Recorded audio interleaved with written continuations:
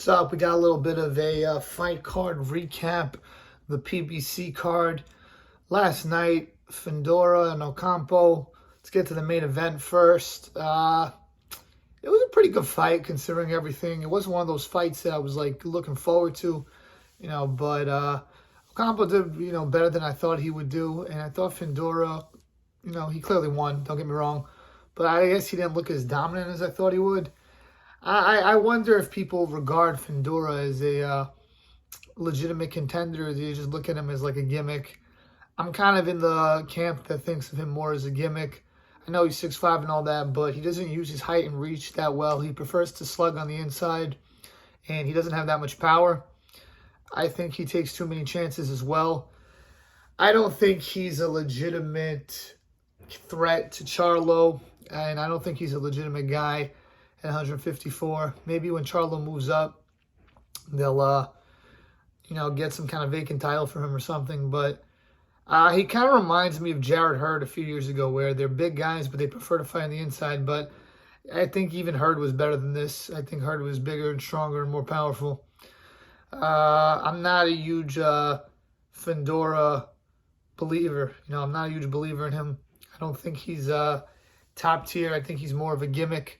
But he is in like the top 10 and all that. Don't get me wrong. I'm just saying I don't think he's like a guy who I would pick to be Charlo or Zoo or any of those kind of guys. It would be actually interesting to see him fight Tony Harrison, because Harrison's not a big puncher, and it would probably be hard for Harrison to outbox him. So maybe versus Tony Harrison, he would be the favorite in my mind. But I just don't see, him beating legitimate top dogs at 154. He could beat, Harrison, Danny Garcia, those kind of guys, but that division's so interesting because like all these guys, have losses, that have fought at the top level. Charlo, Julian Williams, Hurd, Tony Harrison, but they're all facing one another, and that's what I like about their division. They're all, fighting it out. And Charlo's gonna fight versus what's his name, Tim Tszyu next. But, it was cool. Fundora, he's definitely built a fan base up. He had a good fight with Lubin in this one. So he's got people that are supporting him, and that's cool. As far as the undercard goes, Jerwin Ngas, he fought against Fernando Martinez. And I thought that Ngas had a good chance at avenging his loss from last time. I thought he could have won that fight if he used his legs more. And he did try to do that in this fight. But I guess, to Martinez's credit, he broke him down, and he really wasn't able to do much in the later part of the fight. I think Nkas is a good fighter. He was a champion for a few years, but, this guy just has his number. I don't think he'll probably get one or two more big fights in Nkas. He reminded me a few years ago when I first saw him fight of Manny Pacquiao, because he looks like Pacquiao. He has a southpaw style, and I think he was signed to Manny Pacquiao too. But yeah, I'm excited to see what else they do at that division. I think Bam is definitely a young star.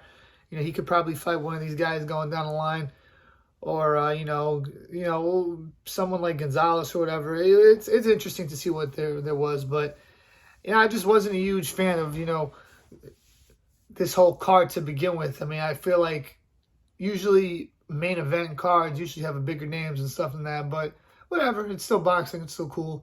Also, Adams, he what's his name, he knocked out Montel, so that was cool. I think overall it was a good night for boxing, and I think that when it comes down to it, Fundora will not be a major factor at the 154-pound division going forward.